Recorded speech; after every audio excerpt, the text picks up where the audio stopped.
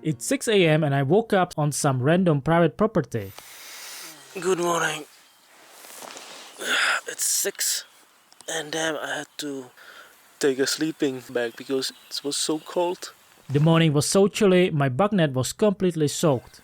So this is how the spot looks like. We are behind the bush and there was a car passing by at 1 a.m. Passed by and it stopped, the engine stopped, and I didn't hear anyone getting out of the car or walking, which is weird. I also heard a lot of noises from this bush and I just learned that it might be just some kind of animal. They just made the cracking sound for a brief second the whole night. I thought it was a person or someone, but it was an animal. Holy crap, look at those hills. I don't want to climb that, but I have to. Now we have to wait for drying up all the stuff.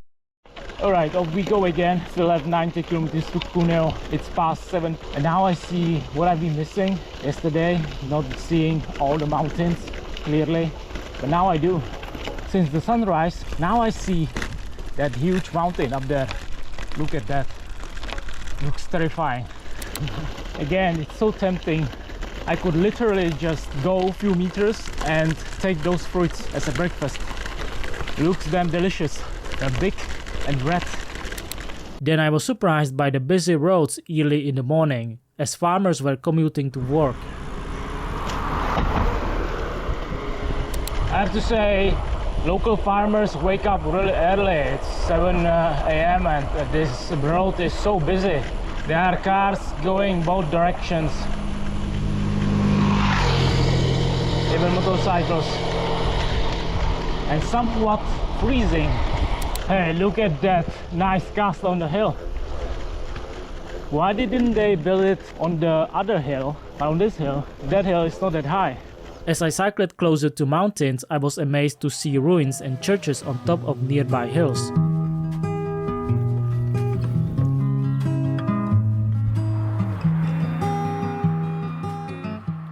Woohoo!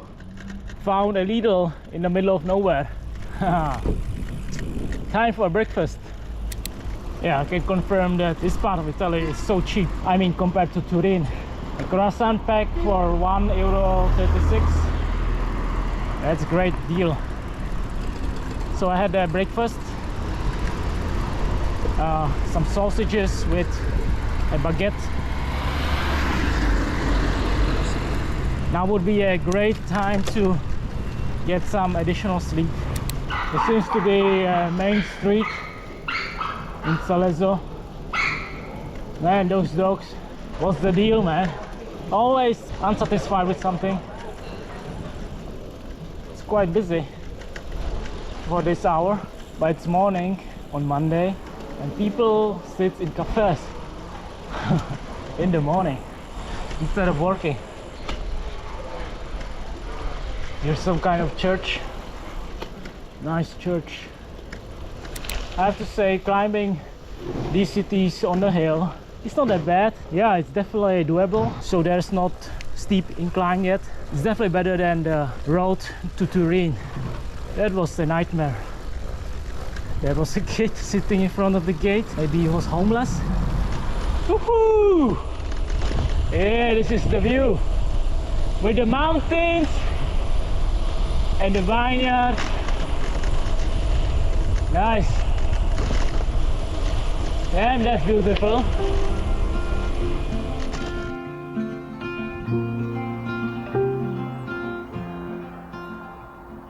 This view on mountains never gets old. Now we are surrounded pretty much by the mountains. Wow, kiwi. Never seen a kiwi tree. And they grow peaches here as well. Pears. I saw plums and of course apples.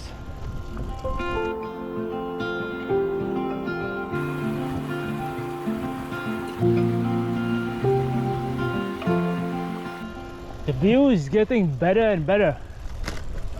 Look at the church on the top of the hill with the mountains behind it. But since I don't see ice caps, that means that won't be that high.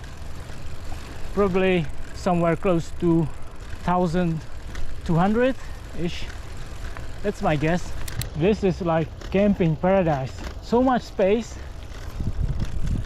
It's like a dream. Set up a tent under the mountains. It's 12 a.m. and we have still 30 kilometers to Cuneo. I somehow passed Buska, would be a perfect spot for a quick break, but now we have to pedal further.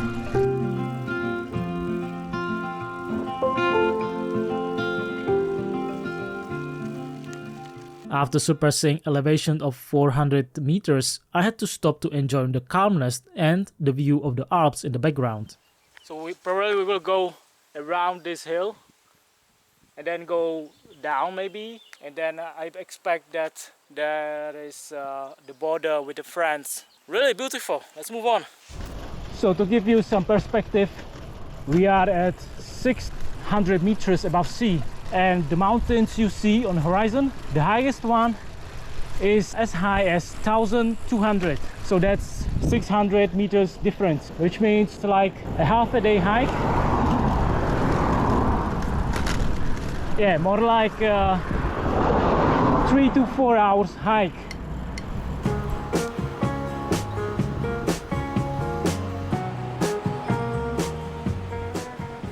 Yep, we are in Dronero, altitude 621. Then came the highlight of the day when I arrived at Dronero, a magical charming city sitting on the side of the hill. Now let's find the closest supermarket. Check this out. That's so beautiful. The whole city is built on this hill. There's a river. Whoa, check this out.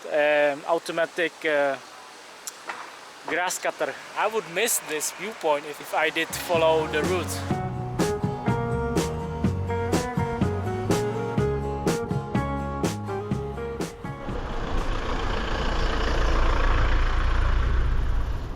This is beautiful. Damn. There's even better view. I have to stop again.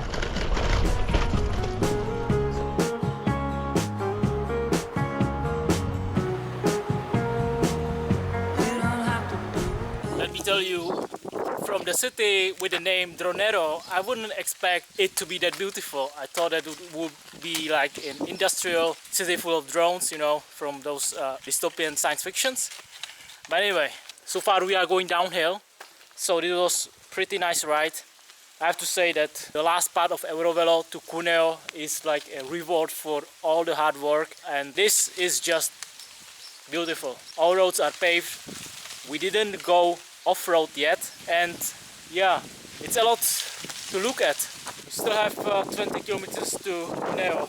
I hope to get there by 3.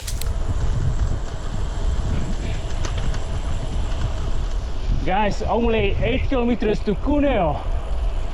We are so close. There's a train to Ventimiglia that goes off at 6, but I don't think we can make it. Did we just officially cross the Cuneo? Hell yeah! Now what?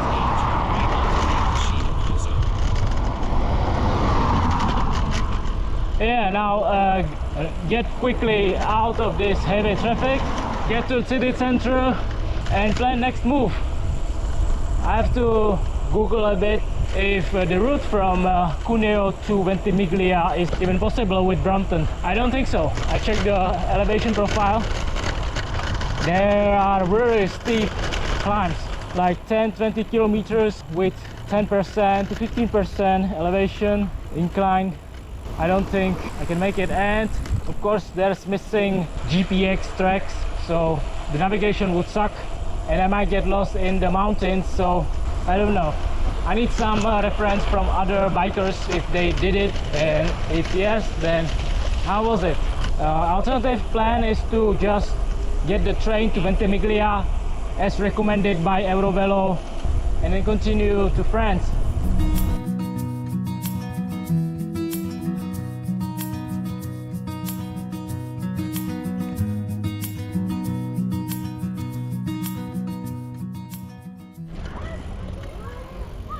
just crossing the bridge and going uphill, and then they are officially in Cuneo.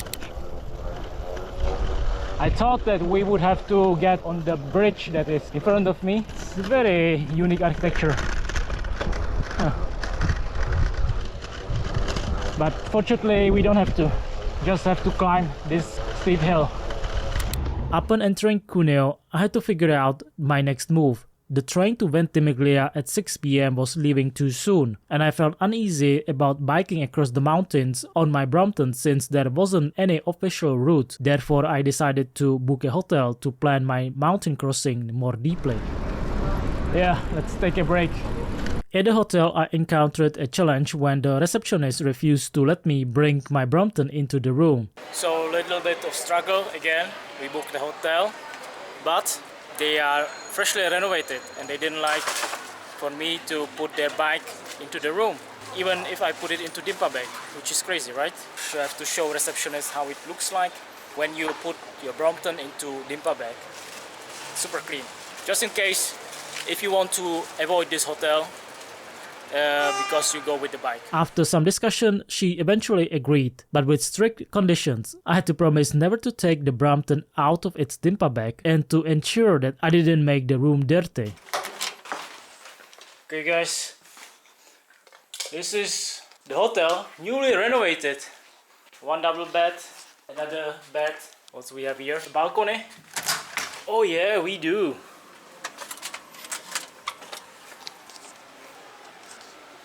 Alright, so this is the view on the street.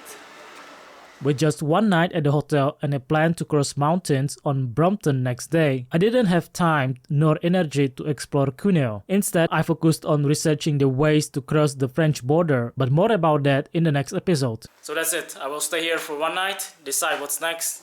See ya later.